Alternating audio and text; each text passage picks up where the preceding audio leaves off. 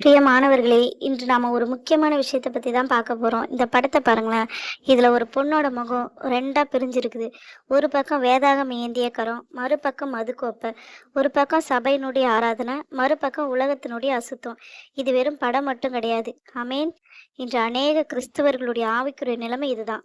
நாம ஞாயிற்றுக்கிழமை சபைக்கு வரும்போது எப்படி வருவோம்? ரொம்ப அழகா ஆடை உடுத்திட்டு, கையில வேதாகமத்தோட மத்தவங்க பார்க்கும்போது மட்டும் பரிசுத்தவான்கள போல உட்கார்ந்திருப்போம்.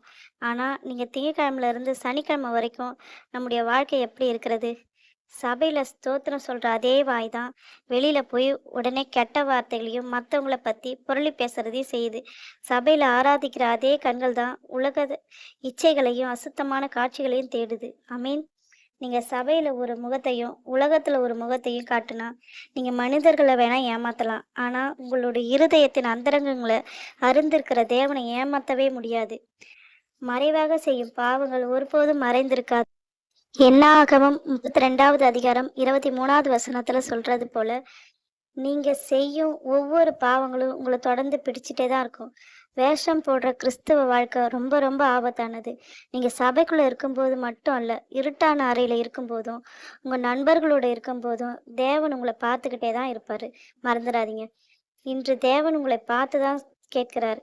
மகனே, மகளே, நீ ஏன் வேஷம் போடுகிறாய்? உங்கள் இரட்டை வாழ்க்கையை விட்டு விடுங்கள். ஒரு பக்கம் உலகத்தையும், மறுபக்கம் பரலோகத்தையும் பிடிக்க முடியாது. இன்றைக்கே மனம் திரும்புவோம். ஆண்டவரே, எங்களுடைய உள்ளமும் புறமும் ஒன்றாக இருக்கட்டும். எங்களுடைய வாழ்க்கையில மறைவான பாவங்கள் இருக்கக்கூடாது என்று ஒப்புக் கொடுப்போம். கர்த்தர் தூய்மையான இருதயத்தையே விரும்புகிறார். ஆமென்.